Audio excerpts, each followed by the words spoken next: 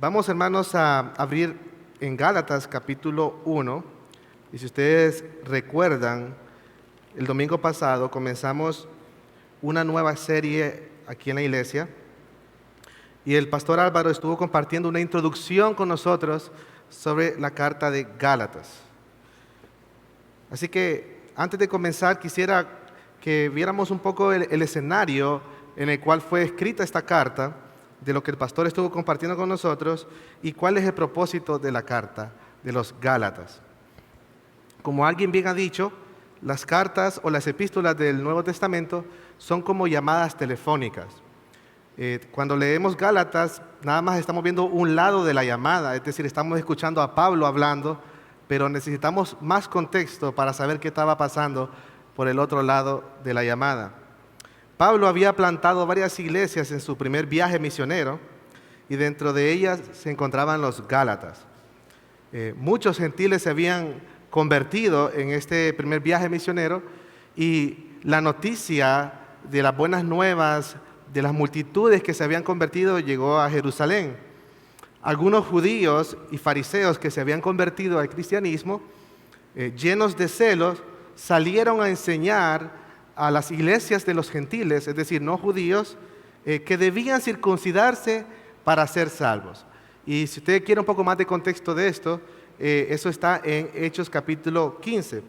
Habla de que se armó una gran controversia, una gran disensión. Pablo y Bernabé rebatían a estos hombres, o como se les llama después más adelante, judaizantes. Y voy a utilizar mucho ese término para referirme a los maestros judíos que se habían convertido al cristianismo, pero que querían judaizar a los gentiles para, según ellos, que ellos pudieran ser salvos. Entonces, la controversia fue tan grande que se dio inicio al primer concilio que hubo en la iglesia y se convocaron a los apóstoles, a los ancianos en Jerusalén, y el concilio concluyó que no se debía estorbar a los gentiles, que la salvación era absolutamente solo por gracia, pero los judaizantes o estos maestros judíos, no contentos con esto, siguieron enseñando sus doctrinas alrededor de las iglesias de los gentiles, y lo más triste de todo esto es que los Gálatas estaban creyendo estas doctrinas. Así que, ¿qué podía hacer Pablo ante esta situación? Ya había contendido con estos maestros directamente. Ya había sido llevado el asunto al concilio de la iglesia y habían determinado que no siguieran enseñando esas doctrinas.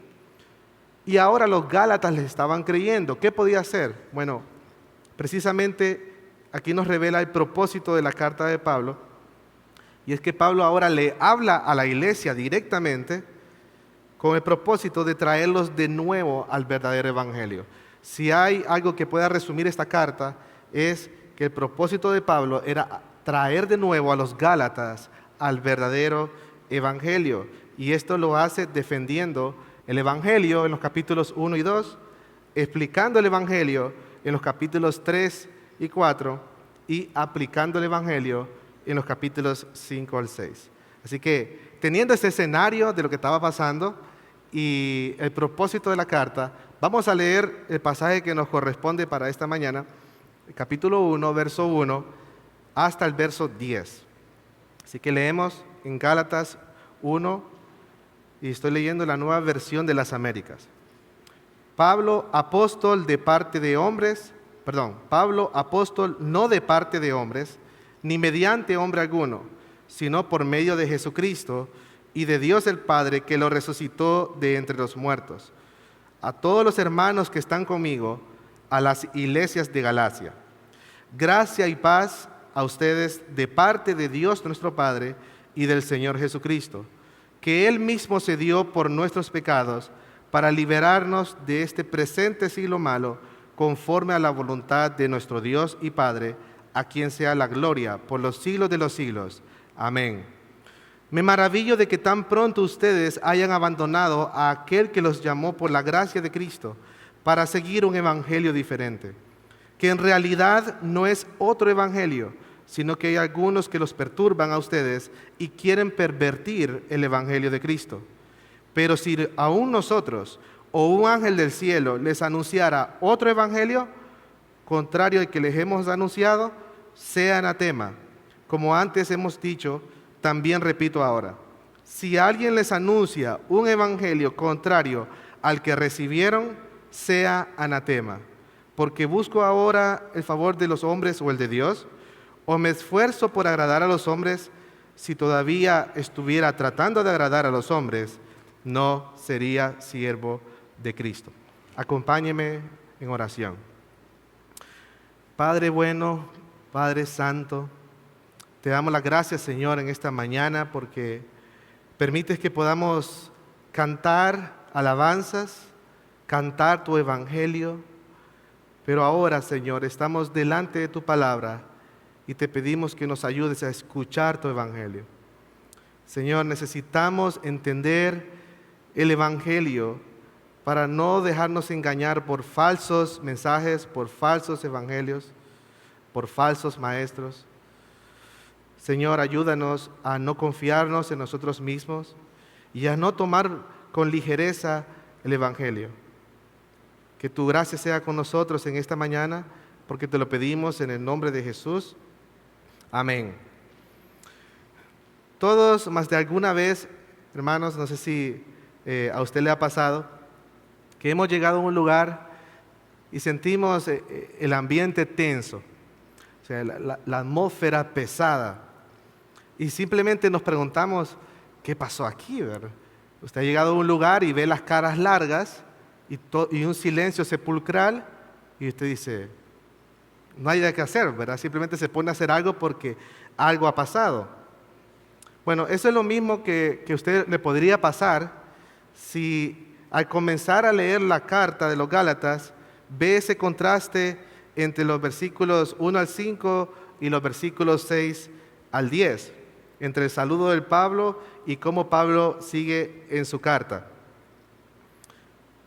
Cuando leemos esos primeros versículos de esta carta, desde el inicio sentimos la atmósfera pesada. Sentimos que el aire está caliente y sofocante y parece que se acerca una tormenta. Como en el monte Sinaí, el cielo está oscuro, hay relámpagos y truenos y pareciera que humo está saliendo de las letras de esta carta.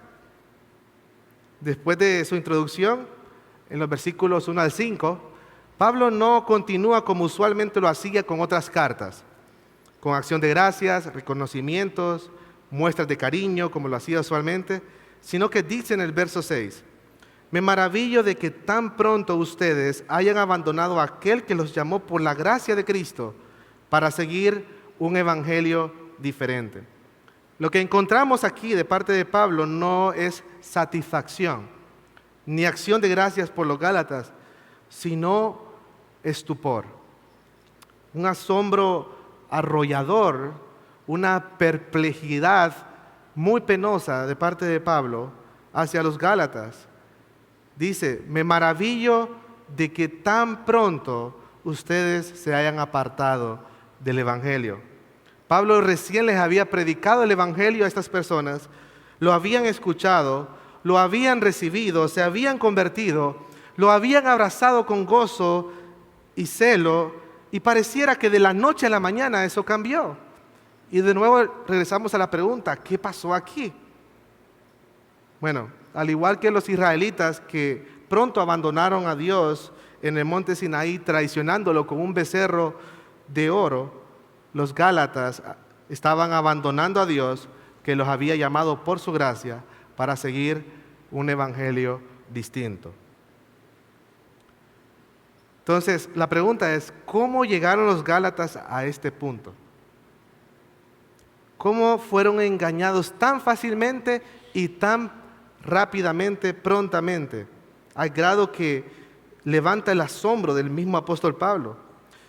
¿Y por qué es importante para nosotros saber eso el día de hoy? Y eso es lo que pretendemos ver en esta mañana con la ayuda de Dios.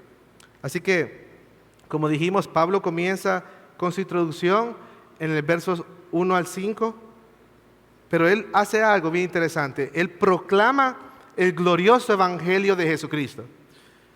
Y la pregunta es, ¿por qué Pablo comienza su introducción y su saludo con el Evangelio de Cristo? Porque la única manera de detectar falsos evangelios es comparándolo con el verdadero evangelio. Como alguien bien dijo, la mejor manera de exponer un palo torcido es poner un palo derecho al lado de él. Y eso es lo que hace Pablo aquí, poniéndonos primero en la introducción el palo derecho, el verdadero evangelio, para que entonces nosotros podamos detectar los falsos evangelios. Así que teniendo esto en mente, vamos a ver todo este pasaje en dos partes.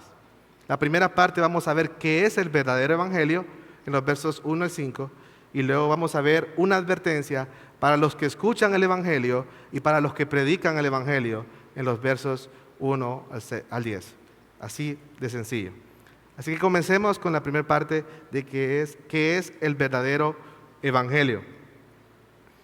Siempre ha habido personas, hermanos, que proclaman tener el verdadero evangelio. En todo tiempo de la historia, muchas personas han proclamado tener el verdadero evangelio. Y la pregunta es, ¿cómo sabemos quién dice la verdad? ¿Cuáles son esos mensajeros que han sido calificados por Dios para decirnos cuál es el verdadero evangelio? Pablo comienza por aquí porque sabe que si hay un problema de origen, habrá un problema en el mensaje. Si hay un problema de origen de quien viene el mensaje, entonces va a haber problema en el contenido del mismo mensaje. Así que Pablo comienza proclamando los mensajeros calificados para decir cuál es el verdadero evangelio, para proclamar el verdadero evangelio. ¿Quiénes son esos mensajeros? Bueno, y precisamente aquí es donde comenzó la controversia, porque los oponentes de Pablo, ellos estaban acusando a Pablo de no ser un verdadero apóstol.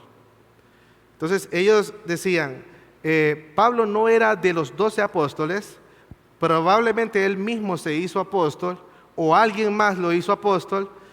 Entonces, si Pablo, y la conclusión era, si su apostolado no venía de Dios, entonces su evangelio simplemente era un invento de los hombres. Así que vemos que hay un asunto de origen, un asunto de autoridad en juego aquí. Y Pablo comienza desde el inicio, versículo 1, aclarando el origen de su apostolado. Note lo que dice el verso 1. Pablo, apóstol, no de parte de hombres, ni mediante hombre alguno, sino por medio de Jesucristo y de Dios el Padre, que lo resucitó de entre los muertos. Wow, esta es una introducción, ¿verdad? Y esta es una introducción que realmente introduce. Pablo no anda con rodeos aquí, él no anda queriendo suavizar las cosas, él está seguro de su llamado y da el primer testarazo diciendo que su apostolado no vino de parte de hombres. ¿Qué significa eso? Que su apostolado no fue decidido por hombres, ni mediado por hombres, sino que vino por medio del mismísimo Jesucristo resucitado. Ahora, ¿por qué Pablo tiene que defender su apostolado desde el inicio? Porque él sabía que defender su apostolado era defender el evangelio. Si su apostolado tenía origen divino, entonces el evangelio que él predicaba también tenía origen divino. Y eso lo explica más ampliamente, y quiero que me acompañe ahora a los versos 11 al 16. Note cómo Pablo hace esa conexión de que si su apostolado es de origen divino, también su evangelio es de origen divino. Verso 11 dice, pues quiero que sepan, hermanos, que el evangelio que fue anunciado por mí no es según hombre, pues no lo recibí de hombre ni me fue enseñado, sino que lo recibí por medio de una revelación de Jesucristo. Pablo dice que el evangelio que él predicaba no le fue enseñado por nadie, sino por el mismo Jesucristo. Ahora, ¿cómo sabemos que eso es verdad? Porque cualquiera podría decir, bueno, eso tú te lo puedes estar inventando. ¿Cómo sabemos que Jesucristo realmente te enseñó ese evangelio? Pablo entonces apela a cómo era su vida anteriormente y dice, porque antes han oído acerca de mi antigua manera de vivir en el judaísmo, de cuán desmedidamente perseguía yo a la iglesia de Dios y trataba de destruirla. Verso 14. Yo aventajaba en el judaísmo a muchos de mis compatriotas contemporáneos, mostrando mucho más celo por las tradiciones de mis antepasados. Pablo está diciendo aquí, si alguien tenía razones para no creer y predicar el evangelio que yo predico el día de hoy, era él mismo, porque él aventajaba en el judaísmo aún a sus antepasados. Él odiaba el evangelio, odiaba a Cristo, y es más, él perseguía a la iglesia de Cristo. Así que, ¿quién tenía más razones para no creer ese evangelio? El mismo Pablo. Pero ¿qué pasó? ¿Cuál fue el cambio? ¿Dónde surgió el cambio? Leamos ahora en el verso 15. Dice, pero cuando Dios, que me apartó desde el vientre de mi madre y me llamó por su gracia, tuvo a bien revelar su Hijo en mí para que yo le anunciara entre los gentiles. Solo un llamado sobrenatural pudo haber hecho ese cambio en Pablo, y él lo llama la gracia de Dios. No había nada que pudo haber hecho ese cambio para que Pablo predicara ese evangelio que la misma gracia de Dios. Así que el punto es que si el llamado de Pablo no tenía otra explicación más que una intervención divina, es decir, que él había sido llamado por Dios, entonces su mensaje también era de parte de Dios. El evangelio tenía origen, el evangelio que predicaba tenía origen en Dios. Así que aquí encontramos, hermanos, desde el primer versículo, la primer alerta para los Gálatas y para nosotros también. Antes de creer cualquier otro evangelio, nosotros tenemos que revisar su origen. ¿De dónde viene? ¿Cuál es su fuente? ¿Quiénes son sus mensajeros? Porque la conclusión aquí es que cualquier evangelio que no haya sido anunciado por los apóstoles de Cristo es un falso evangelio. Cualquier evangelio que no sea igual al evangelio anunciado por los mensajeros calificados por Dios, es decir, los apóstoles de Cristo, es un falso evangelio. Así que reflexionemos un poco, hermanos, de cómo eso también impacta en cómo nosotros recibimos este mensaje. Como iglesia, nosotros debemos estar alerta ante quienes reclaman la misma autoridad que tenían los apóstoles. Si vemos una persona que está reclamando la misma autoridad que tenían los apóstoles de Cristo y que la misma Biblia, tenemos que estar alerta ante eso. Y esa es la primera alerta. Hay un problema en el origen. Como ustedes saben, esta semana se eligió un nuevo papa. Y la Iglesia Católica Romana considera su magisterio y la autoridad del papa al mismo nivel de los apóstoles y las Escrituras. Al grado que el papa mismo se hace llamar sumo pontífice, sucesor de San Pedro y vicario de Cristo. Y esto entonces lo hace a él infalible, es decir, que no puede fallar. Note lo que dice, no lo digo yo, sino el Concilio Vaticano I, capítulo 4, párrafo 9, dice así, que el Papa es infalible en cuestiones de fe y moral cuando habla ex cátedra, es decir, cuando pronuncia un dogma de manera oficial y solemne como sumo pontífice, invocando su autoridad apostólica. Entonces, desde ahí ya tenemos que tener una alerta. Esta persona está adjudicándose una autoridad apostólica y dice que él tiene autoridad infalible de decidir asuntos de fe y moral para la iglesia. Ahora, usted puede asombrarse de esto, pero también esto no es nuevo para la iglesia evangélica. Como ustedes saben, también se han levantado movimientos dentro de la iglesia evangélica como el movimiento apostólico profético, y estas personas se hacen llamar apóstoles y profetas al mismo nivel de las Escrituras, al mismo nivel de los apóstoles que tuvimos en las Escrituras y de los profetas que tuvimos en las Escrituras, y dicen ellos que tienen autoridad para proclamar nueva revelación. Ya desde ahí tiene que haber una alerta para cualquiera cristiano que vea a una persona proclamar la misma autoridad que los apóstoles, es una alerta muy grande. Así que, ¿por qué, hermanos, deberíamos estar alerta ante cualquier persona que se adjudique a sí mismo la misma autoridad que tenían los apóstoles y las Escrituras? Porque la conclusión aquí es que ya no hay más apóstoles. ¿Sí?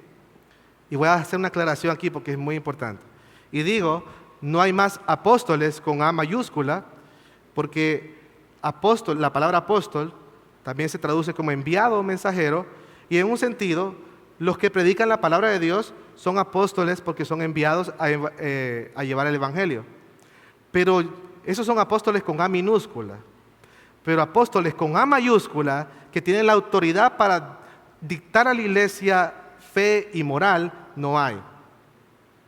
Cuando el canon terminó con Apocalipsis y Juan, terminó la era apostólica.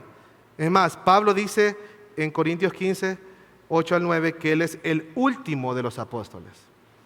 Así que cualquier persona que se adjudique autoridad apostólica al nivel de los apóstoles que vemos en las Escrituras, ya tenemos que tener una alerta grande ahí. Hay un problema de origen. En segundo lugar, debemos estar alerta también, no solo aquellos que se quieran adjudicar esta autoridad, sino aquellos que proclaman nueva revelación al mismo nivel de las Escrituras. Y esta es la causa de la mayoría de las sectas que hay hoy en día, porque aunque la mayoría de las sectas han salido del cristianismo, ellos se han apartado porque alguien tuvo una nueva revelación. Y este es un caso que tenemos, y un ejemplo muy claro, es en el caso del mormonismo. El mormonismo nació a raíz de las nuevas revelaciones que tuvo su fundador José Smith, quien dijo haber recibido literalmente otro testamento, otro evangelio de Jesucristo por causa de una revelación que le dio un ángel que se llamaba Moroni. Millones de personas han creído esto y han sido engañadas. Y Pablo después va a aclarar, como vemos en nuestro pasaje, que si él mismo o si un ángel del cielo o otra persona les habla otro evangelio, él dice, sea anatema. Así que cuando veamos a alguien decir tener una nueva revelación al nivel de los apóstoles, debemos estar alerta. La conclusión de este primer punto es así de sencilla.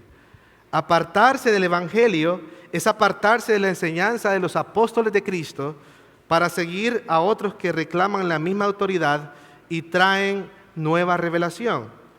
Recordemos, si un mensaje tiene problema de origen, va a tener problema en su contenido. Así que ya hemos visto en primer lugar los mensajeros calificados. ¿Quiénes son los mensajeros calificados para decirnos cuál es el verdadero evangelio? Los apóstoles de Cristo, ¿sí? Los que fueron llamados por Dios. Pero ahora vamos a pasar al siguiente punto, que es el mensaje del evangelio, o cuál es el contenido del evangelio. Y aquí sí voy a rogar un poco de su paciencia, porque vamos a ver el evangelio en sí, en esencia, y vamos a ir casi palabra por palabra en este saludo que es muy intencional de parte de Pablo. Así que Pablo sabe que es vital que los cristianos tengan claro el evangelio desde el principio, porque sólo así podrán detectar los falsos evangelios. Y una ilustración que recientemente compartían conmigo es de qué es lo que hacen los bancos para entrenar a sus personas para detectar falsos billetes. ¿Qué hacen ellos? Bueno, ahora con la tecnología hay muchas máquinas que pueden hacer eso, pero como quiera tienen que entrenar a su personal para que no se les cuele ningún falso billete. Entonces, ¿qué lo hacen? ¿Solo mostrándoles falsos billetes? No, sino enseñándoles un billete verdadero. Y ellos tienen que estudiarlo y tienen que ver la textura del billete y tienen que ver los colores, cómo se juegan los colores de un verdadero billete y las marcas de agua y todo. Y ellos saben tan bien cómo luce un billete de verdad que cuando llega un billete falso a sus manos, lo detectan de una vez. Bueno, eso es lo que Pablo está haciendo aquí. Él quiere que conozcamos el verdadero evangelio y los componentes del verdadero evangelio para que cuando escuchemos un falso evangelio, inmediatamente digamos, este es un falso evangelio, al ver el contenido que estamos escuchando. Así que, ¿cuáles son esos componentes de un verdadero evangelio que nos da Pablo en este pasaje, en los versos 3 al 5? Al menos he visto que hay 4 componentes. En primer lugar, él está hablando de la fuente del evangelio. En segundo lugar, del logro o el objetivo del evangelio. En tercer lugar, el protagonista y la obra del evangelio. Y en cuarto lugar, la meta del evangelio. Así que veamos primero la fuente del evangelio. Y Pablo comienza su saludo a la iglesia de Galacia diciendo gracia y paz. Y aquí precisamente Pablo resume su evangelio, que la gracia es la causa del evangelio y la paz es el efecto del evangelio. Así que la fuente del evangelio o la causa del evangelio es la gracia de Dios. La gracia es la causa de nuestra salvación. ¿Qué es la gracia? Dice John Stott que la gracia nos referimos al favor libre e inmerecido de Dios, independiente de cualquier mérito humano. ¿Qué fue lo que movió a Dios a salvarnos? No fue nada que Él haya visto en nosotros, sino su gracia. Fue la gracia la que movió a Dios, la que causó nuestra salvación, la gracia de Dios. Dice Pablo en Efesios 2, del 8 al 9, porque por gracia ustedes han sido salvados por medio de la fe, y esto no procede de ustedes, sino que es don de Dios, no por obras, para que nadie se gloríe. ¿Por qué nos salvó Dios? Por gracia. Por gracia hemos sido salvados, porque Él quiso salvarnos. Es así de simple. ¿Por qué nos salvó Dios? No porque vio que nosotros íbamos a ser buenas personas, buenos cristianos, no porque Él vio en el futuro que íbamos a tener fe. Él nos salvó por gracia, porque quiso amarnos, porque quiso salvarnos, por su afecto y para mostrar las riquezas de su gracia. Así que aquí tenemos el primer filtro anti-evangelios. Anti-falsos evangelios. El primer filtro anti-falsos evangelios. ¿Cuál es? Cualquier evangelio o mensaje que busque ganar el favor de Dios por cualquier otro medio que no sea la gracia de Dios es un falso evangelio. ¿Sí? Voy a repetir esto porque es importante. Cualquier evangelio o mensaje que busque ganar el favor de Dios por cualquier medio que no sea la gracia de Dios es un falso evangelio. Y este era el problema de los Gálatas precisamente.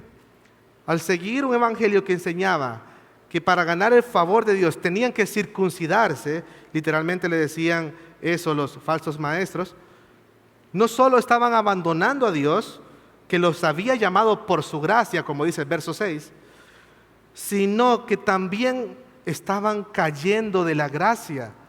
Dice Pablo, les habla duramente en el capítulo 5, verso 2 al 4, diciendo: miren, yo Pablo les digo que si se dejan circuncidar, Cristo de nada les aprovechará. Otra vez testifico a todo hombre que se circuncida, que está obligado a cumplir toda la ley. De Cristo se han separado ustedes que procuran ser justificados por la ley, de la gracia han caído. Así que, ¿qué es caer de la gracia? ¿Qué es caer de la gracia? En primer lugar, es añadir a la obra de Cristo cualquier mérito humano. Es decir, los Gálatas decían, sí, Cristo está bien, pero Cristo más la circuncisión es igual a salvación según ellos. Y Pablo está diciendo, el hacer eso es caer de la gracia. En segundo lugar, caer de la gracia es hacer depender nuestra salvación de nuestras obras u obediencia. Es decir, yo me voy a mantener salvo en la medida que yo soy obediente o en la medida que yo hago esto o aquello. Eso también es caer de la gracia. Hay iglesias que enseñan que si no guardas el sábado, no serás salvo. Y hay iglesias que enseñan que si no te vistes de cierta manera, no serás salvo. Y hay iglesias que enseñan que si no diezmas, no serás salvo. Entonces, estamos diciendo, Jesús sí, más el sábado. Jesús sí, más esto. Jesús sí, más... No, eso es un evangelio pervertido y eso es caer de la gracia. Así que cualquier evangelio o mensaje que busque ganar el favor de Dios por cualquier otro medio que no sea la gracia, no es un verdadero evangelio. Ahora, hermanos, ¿acaso esto no son buenas noticias para nosotros? Saber que nuestra salvación es por gracia, ha sido por gracia y se va a mantener por gracia. La gracia, hermanos, es el antídoto ante la culpa la buena noticia es que Dios recibe a los pecadores. No hay pecado que Él no pueda perdonar. No hay pecado grande u oscuro que Dios no pueda perdonar. No tienes que limpiarte, no tienes que hacer cosas antes de venir a Dios. Ven así como estás y Él te puede perdonar y Él te puede salvar. La gracia es el antídoto ante la culpa, pero también la gracia es el antídoto ante la búsqueda de la aceptación. La buena noticia es que Dios te acepta en Cristo. Gálatas, no se tienen que circuncidar para ser aceptados, ya han sido aceptados en Cristo. No tenemos que buscar la aceptación ante una comunidad, ni ante hombres, ni ante personas. Dios nos acepta en Cristo, por gracia. Pero la gracia también es el antídoto ante el legalismo. Hermanos, no fuiste aceptado o salvado por ser mejor que otra persona. No fue que tú fuiste más inteligente y más capaz para ser cristiano. No, dice el mismo Pablo que Dios escogió de lo más vil por gracia. Así que la gracia elimina el dedo acusador o cuando queremos sentirnos mejor que otras personas. La gracia son buenas noticias y nuestra salvación es por gracia. Así que hemos visto el primer aspecto del Evangelio de Pablo, y es que la salvación es por gracia. El segundo aspecto que vemos aquí es el logro del Evangelio. En el verso 3 sigue diciendo el saludo, gracia y paz. Y aquí vemos el efecto, y el efecto inmediato del Evangelio es producir paz con Dios, ya que hemos sido reconciliados con Él. Note lo que dice Romanos, capítulo 5, verso 1. Por tanto, habiendo sido justificados por la fe, tenemos paz para con Dios por medio de nuestro Señor Jesucristo. Porque hemos sido justificados, salvados por la fe, tenemos paz para con Dios. Ese es el resultado de haber sido salvados. Se acabó la enemistad entre Dios y nosotros. Todo lo que nos separaba de Dios fue quitado por medio de Cristo. Nuestra culpa fue expiada por la sangre de Cristo. La ira de Dios fue aplacada. Ya no hay más condenación para los que están en Cristo. Tenemos paz. Ahora, cuando ponemos la mirada en nosotros mismos, en nuestros esfuerzos para ganar nuestra salvación, eso no produce paz. Produce temor, produce esclavitud, produce zozobra. Y ahora entendemos un poco el enojo de Pablo con los falsos maestros, porque ellos le estaban robando la paz al pueblo de Dios y estaban llevándolos de nuevo a esclavitud, a temor. Recientemente me encontré con un señor, él es mormón, y entonces él me estaba diciendo que tiene 38 años de ser mormón. Y me dijo él, en esos 38 años, nunca he fallado un domingo a la iglesia. Solo una vez que estuve enfermo, me dijo. Y yo le dije, ¿y por qué? O sea, ¿por qué hace eso? Le pregunté, ¿verdad? Intencionalmente. Y él me dijo, porque quiero ser salvo, me dijo. Y que Dios dice que le ha prometido un planeta, ¿verdad? Si él va todos los domingos a la iglesia mormona. Vemos eso y puede ser que nos causa un poco de gracia, pero hay personas que viven vidas religiosas pensando que por cumplir sus ritos o obras serán salvos. Genuinamente ellos creen que si hacen eso van a ser salvos. Y lo más triste de esto, hermanos, es que están trabajando en vano. Porque ni van a ser salvos por eso que están haciendo, ni van a ser libres en esta vida, van a ser esclavos de sus obras. Así que la buena noticia, como dice Pablo en el capítulo 5.1 de esta carta, es que Cristo nos ha hecho libres. Cristo nos ha hecho libres, y el segundo filtro anti falsos evangelios es que cualquier mensaje o evangelio que produzca esclavitud o temor no es un verdadero evangelio. Cualquier mensaje o evangelio que produzca esclavitud o temor no es un verdadero evangelio. El evangelio de la gracia de Dios produce paz en aquellos que la han recibido. Y la pregunta para ti, amado hermano, en esta mañana es, ¿experimentas esta paz? ¿Experimentas esta paz divina de Dios? La paz, hermanos, es saber que estamos bien con Dios, que no le debes nada a Dios. La paz es saber que Cristo pagó todo por ti y que Dios es tu Padre y que su amor por ti no va a cambiar. Ahora, es importante que nos preguntemos, ¿cómo es posible que los cristianos experimenten tanta gracia, tanto favor y paz de Dios? ¿Fue que Dios solo quiso dar eso así? No, eso tuvo un costo. Y aquí llegamos al tercer aspecto del Evangelio. Vimos primero la fuente del Evangelio, la gracia de Dios, el logro del Evangelio, la paz de Dios, pero vamos ahora a hablar del protagonista y la obra del Evangelio, que es Cristo y su obra. Note lo que dice el verso 4, que Él mismo se dio por nuestros pecados para liberarnos de este presente siglo malo, conforme a la voluntad de nuestro Dios y Padre. La obra del Evangelio, hermanos, consiste en que Cristo murió por nuestros pecados. Y esta frase tenemos que desentrañarla un poco mejor. ¿Qué significa eso? Dice el texto, Él mismo se dio por nuestros pecados. Note que Él no dio oro o plata o cualquier otra cosa que Él podía dar. Él dio lo más preciado que tenía. Él dio su propia vida. Cristo entregó su cuerpo, su vida, por nuestros pecados. Y note la transacción. Cristo se dio por nuestros pecados.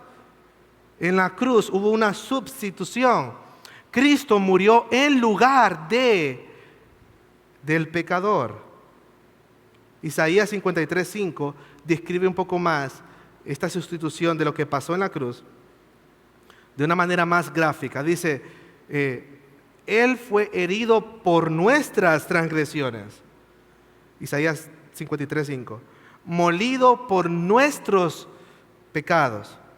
El castigo de nuestra paz fue sobre Él y por sus heridas, no las nuestras, fuimos nosotros sanados.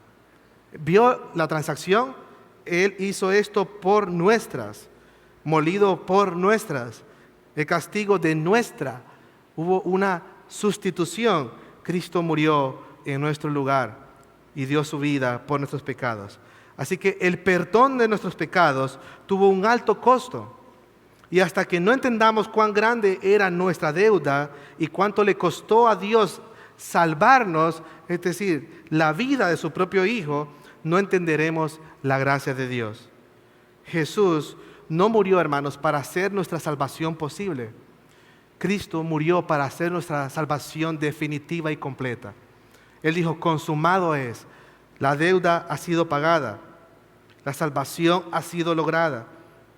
Así que decir que necesitamos algo más del sacrificio, que el sacrificio de Jesús para ser salvos, no solo es anular la gracia de Dios, sino también es decir que Cristo murió en vano.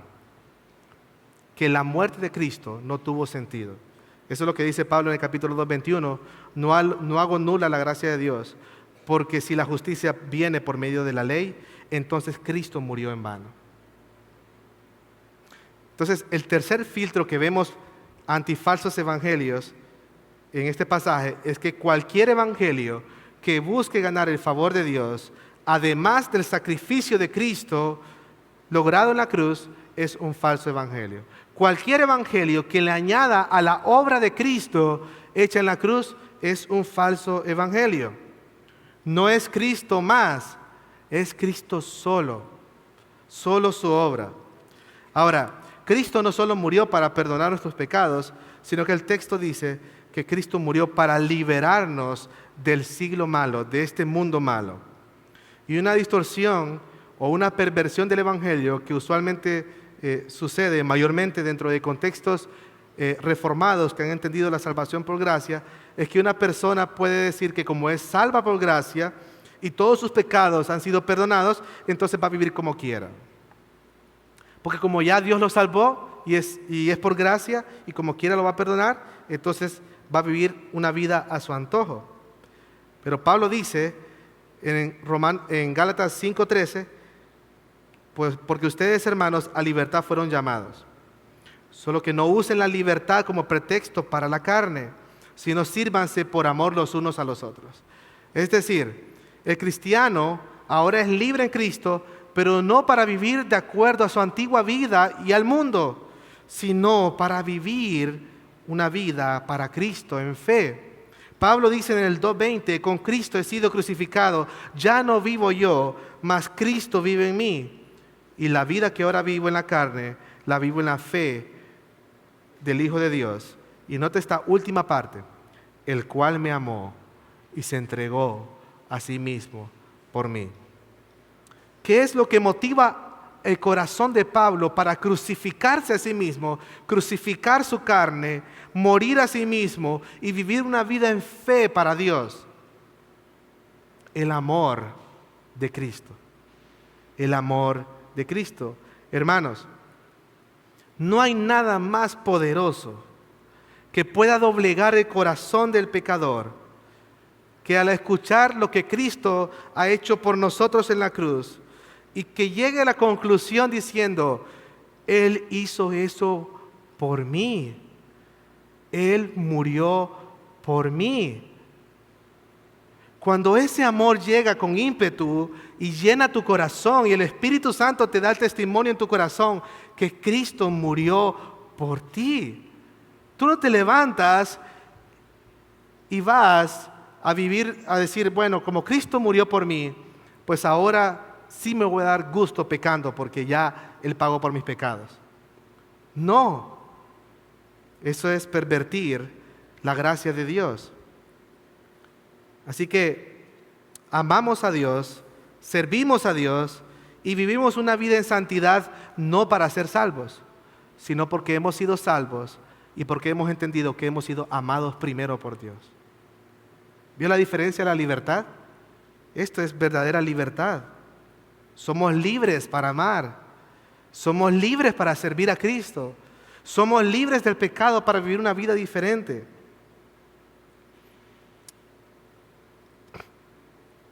Y esa era una acusación que estaban haciendo contra Pablo. Le decían, como tú predicas un evangelio de tanta gracia, tú estás llevando a la gente a que vive una vida de pecado. Pablo dice, no. Entender el amor de Cristo y la gracia de Dios produce más amor y produce santidad y produce una vida que glorifica a Dios. Así que el cuarto filtro que vemos aquí es que cualquier evangelio que use la gracia de Dios para vivir una vida en libertinaje es un falso evangelio. Cualquier evangelio que utilice la gracia de Dios para vivir una vida en libertinaje es un falso evangelio. Finalmente, Jesús revela por qué hizo esto, por qué Él murió por nosotros, y dice que no lo hizo porque nosotros éramos buenas personas, sino que a pesar de que nosotros éramos débiles y pecadores, Él hizo esto en obediencia a la voluntad de su Padre. Dice que Él murió conforme a la voluntad de Dios y tenía todo un solo propósito. Y esto nos lleva al cuarto aspecto del Evangelio, y es la meta del Evangelio. El propósito de la muerte de Cristo era la gloria de Dios. Es la gloria de Dios. Dice, a quien sea la gloria por los siglos de los siglos. Amén. Sí, lo que tenemos aquí, hermanos, es serio. Porque lo que está en juego cuando se cambia el Evangelio no es nada más y menos que la gloria de Dios. Así que el último filtro sería que cualquier evangelio que no apunte a la gloria de Dios, sino que exalte el mérito humano y la obra humana, es un falso evangelio. Cualquier evangelio que no apunte a la gloria de Dios y que exalte el mérito humano y la obra de los hombres es un falso evangelio. En resumen, ¿cuál es el evangelio que Pablo predicaba? El evangelio, el verdadero evangelio, es la buena noticia de la salvación lograda por Cristo por medio de su muerte y resurrección, por gracia y para la gloria de Dios. Y voy a resumir, porque este es el contenido resumido del Evangelio. Voy a decirlo de nuevo. El Evangelio es la buena noticia de la salvación lograda por Cristo por medio de su muerte y resurrección, por gracia y para la gloria de Dios. Ahora que hemos entendido quiénes son los mensajeros calificados para decirnos cuál es el verdadero Evangelio y cuál es el contenido del mensaje del Evangelio, debemos estar ya más preparados para enfrentar cualquier falso evangelio. Pero aquí hay algo más que le añade picante a todo lo que Pablo ha dicho. Y esta es la última parte de este sermón. Pablo da una advertencia para aquellos que escuchan el evangelio y aquellos que predican el evangelio. Primero veamos los que escuchan el evangelio, y en los versos 6 al 7, leámoslos de nuevo, dice así: me maravillo de que tan pronto ustedes hayan abandonado a aquel que los llamó por la gracia de Cristo para seguir un evangelio diferente, que en realidad no es otro evangelio, sino que hay algunos que los perturban a ustedes y quieren pervertir el evangelio de Cristo. Al menos podemos identificar dos problemas que llevaron a los Gálatas a desviarse del evangelio. En primer lugar, es que ellos no fueron diligentes en examinar el evangelio que se les predicaba. Note lo que Pablo dice aquí. Él estaba maravillado de la prontitud y la facilidad con que los Gálatas se habían entregado a otro evangelio. O sea, fue tan fácil como ellos se entregaron a otro evangelio y tan rápido. ¿Por qué sucedió esto? Ellos no fueron como los de Berea, que cuando escucharon el mensaje del evangelio, compararon eso con las Escrituras para ver si esas cosas eran así, como dice el libro de los Hechos. No, ellos simplemente escucharon y recibieron, de manera como que es así, ¿verdad? Pablo dice en el capítulo 3, verso 1, que se dejaron hechizar, se fascinaron, se dejaron guiar quizás por sus emociones o por su ingenuidad. El punto aquí es que ellos fallaron en ser fieles al evangelio. Ellos abandonaron al Dios que los había llamado por su gracia. Y la pregunta para nosotros en esta mañana, hermanos, es: ¿somos diligentes nosotros en examinar lo que se nos predica? ¿Seguimos simplemente todo lo que el mundo cree y decimos amén a cualquier predicación o a cualquier predicador? ¿Nos embelezamos con las palabras bonitas de ciertos predicadores que suenan bíblicos? He escuchado personas decir, cuando se les pregunta acerca de cierto predicador que tiene una reputación sonada, dicen, bueno, es que a mí me gusta cómo habla él, o es que él es muy divertido, o siempre tiene palabra fresca que llena mi corazón. Cuando él habla, toca mi corazón. Yo hasta lloro cuando habla ese predicador. Hermanos, ¿usted cree que esta es una respuesta de un creyente firme en el evangelio? Somos llamados a no ser simples cuando escuchamos lo que otros predican, a no tragar todo lo que escuchamos, a comparar todo por medio de las Escrituras. Así que la siguiente pregunta es: ¿conoces las Escrituras? ¿Conoces el evangelio? ¿Cómo podrás ser libre del engaño si no estudias las Escrituras y si no conoces el evangelio en que crees? ¿Cómo podrás detectar la falsa enseñanza?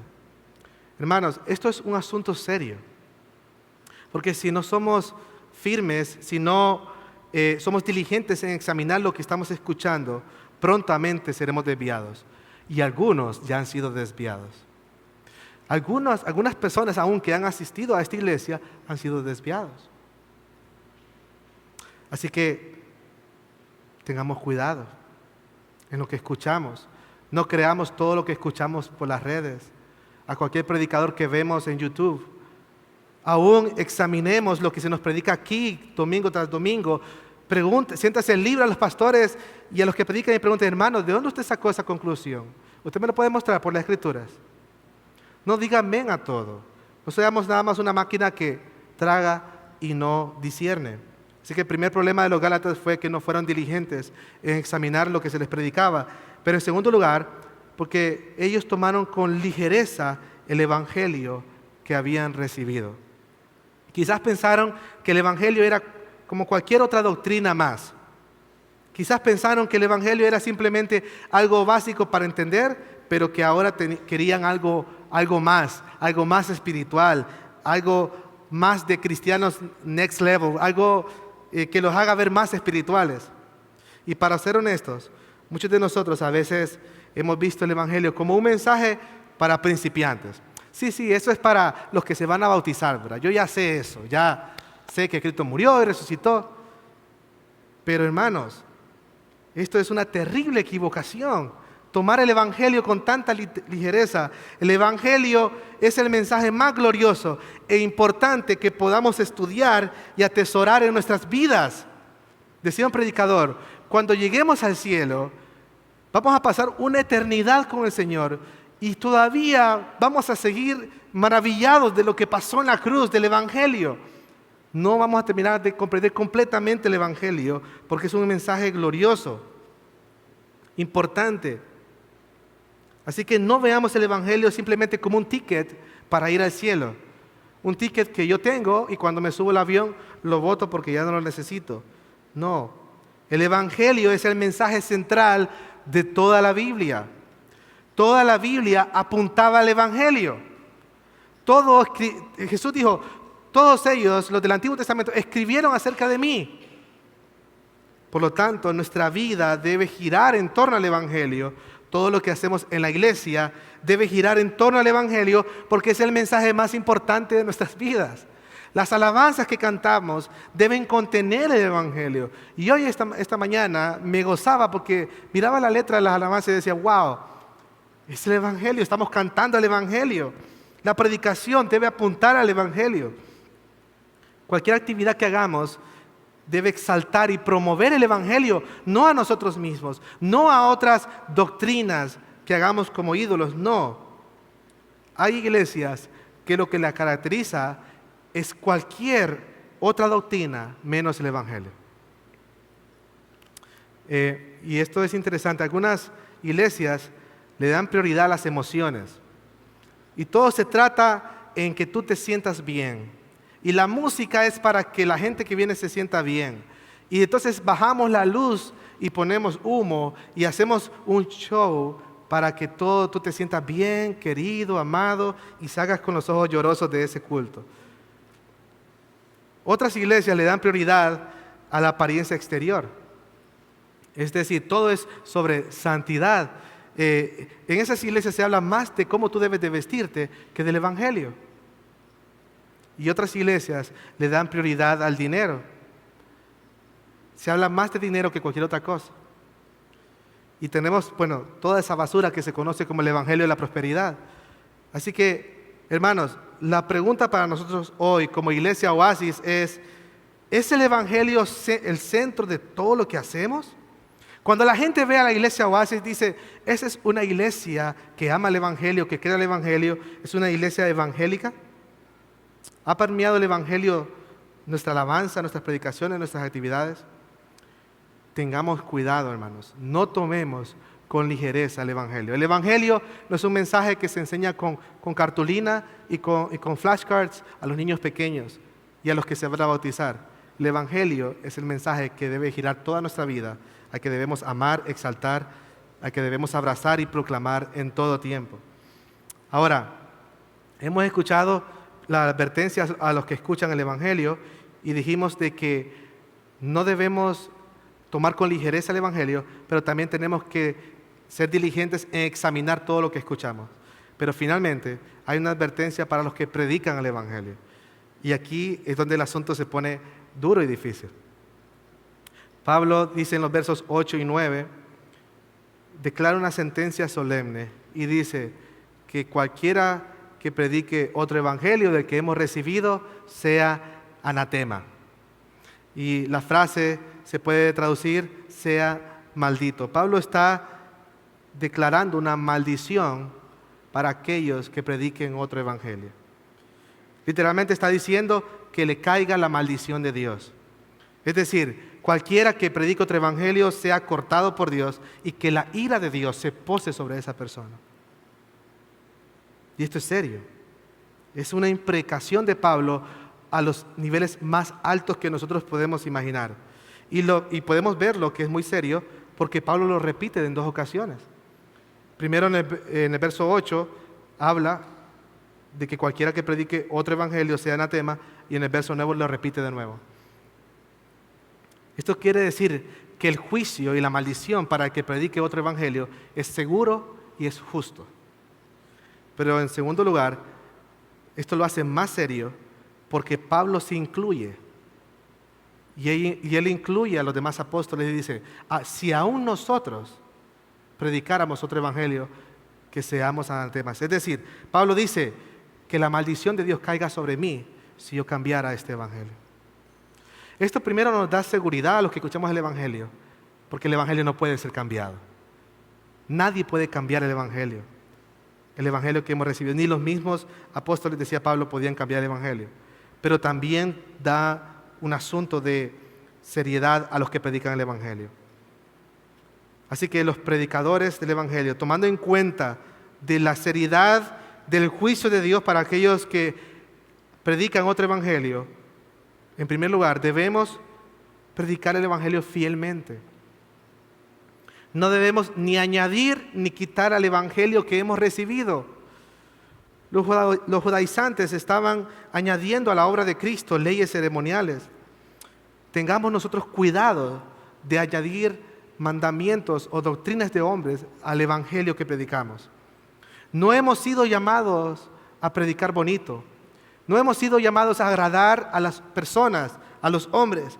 Hemos sido llamados a ser fieles al evangelio, a no inventar cosas, a ser fieles al mensaje que hemos recibido. No importa si usted le está predicando a 10 personas, no importa si usted le está predicando a 1000 personas. Sé fiel a Cristo y no te doblegues delante de los hombres. Y en aquel día el Señor Jesús te dirá, buen siervo y fiel. En lo poco fuiste fiel, en lo mucho te pondré. Entra en el gozo de tu Señor. Así que en primer lugar, los predicadores somos llamados a ser fieles a predicar el evangelio. Pero en segundo lugar, los que predican el evangelio deben predicarlo reverentemente. Nosotros, los que predicamos el evangelio, tenemos una responsabilidad grandísima delante de Dios, porque daremos cuenta a Dios de todo lo que hablemos, de todo lo que enseñemos. Y hay de nosotros si hacemos desviar el rebaño del Señor, tomando con ligereza el evangelio de su Hijo Jesucristo. Note lo que dice Hebreos capítulo 10, versículo 29 al 31, hablando siempre en el contexto de aquellos que se desvían del evangelio. ¿Cuánto mayor castigo piensan ustedes que merecerá el que ha pisoteado bajo sus pies al Hijo de Dios y ha tenido por inmunda la sangre del pacto por el cual fue santificado y ha ultrajado al Espíritu de gracia? Pues conocemos a aquel que dijo, mía es la venganza, yo pagaré. Y otra vez dijo, el Señor juzgará a su pueblo. Y el verso 31 dice, horrenda cosa es caer en manos del Dios vivo.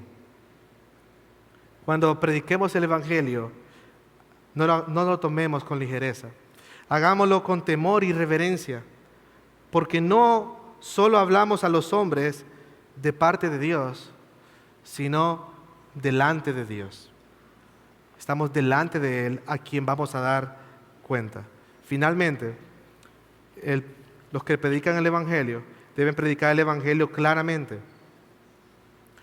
Si nosotros mismos no tenemos claridad en el evangelio, los que predicamos, no vamos a poder exponerlo claramente a las personas que nos escuchan.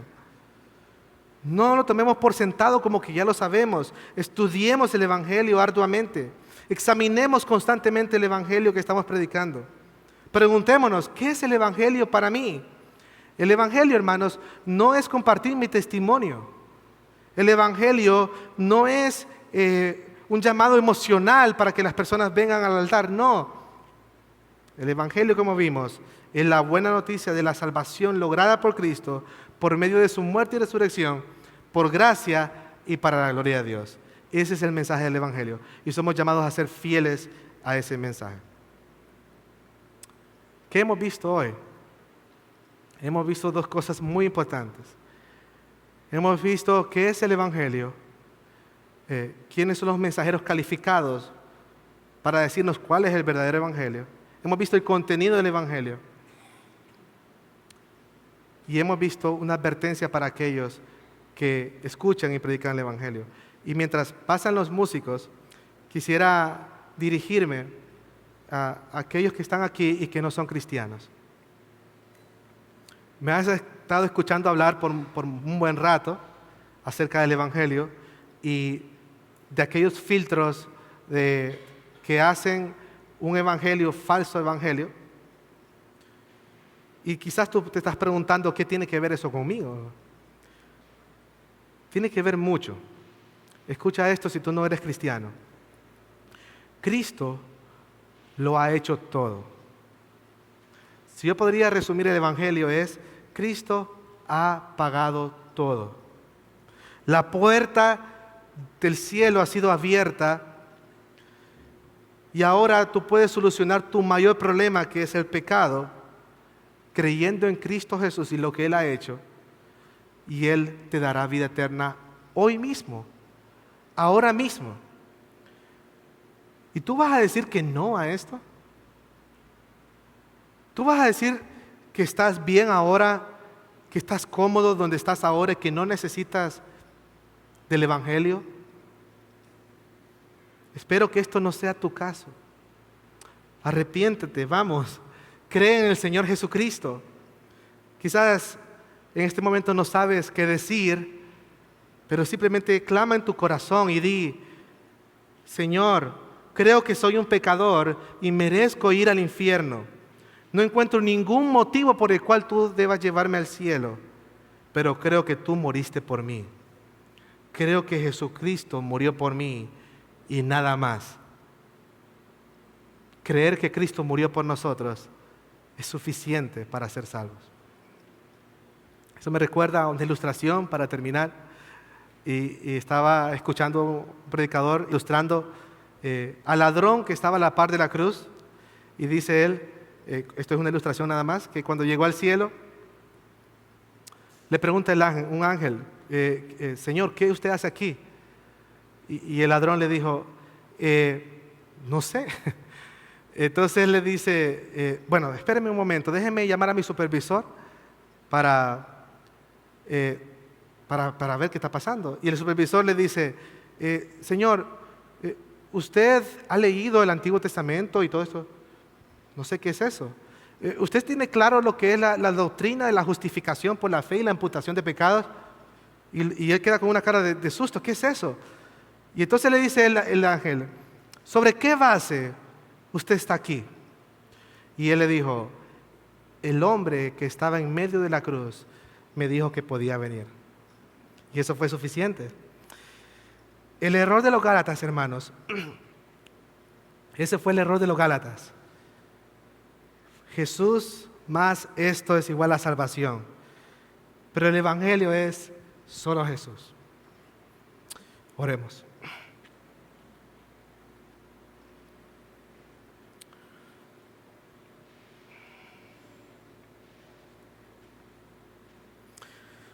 Señor, gracias por esa gracia de llamarnos. Gracias, Señor, por tu glorioso evangelio. Y porque sabemos ahora que no hay otro evangelio y que nadie puede cambiar tu evangelio. Gracias por amarnos tanto, Señor, que diste tu propia vida por nosotros, que moriste personalmente por nosotros. Oh Señor, que ese amor no haga que nuestra vida sea una vida ligera,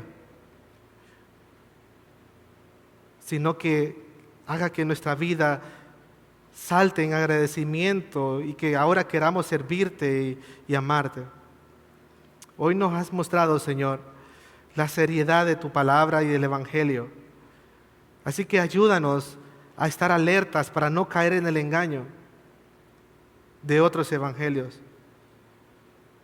Señor, ayúdanos a ser diligentes a atesorar este glorioso evangelio con el cual tú nos has amado, a estudiarlo, a entenderlo, a proclamarlo, que nuestra vida entera gire en torno al evangelio. Señor, y si hay alguna persona aquí que tú llamaste hoy a tu salvación por tu glorioso evangelio, oh Señor, quiebra su voluntad, que se rindan esta mañana y que venga Cristo. Y que nosotros podamos decir con el apóstol Pablo: con Cristo estoy crucificado, ya no vivo yo, mas Cristo vive en mí. Y lo que ahora vivo en la carne, lo vivo en la fe del Hijo de Dios, el cual me amó y se entregó a sí mismo por mí. Amén.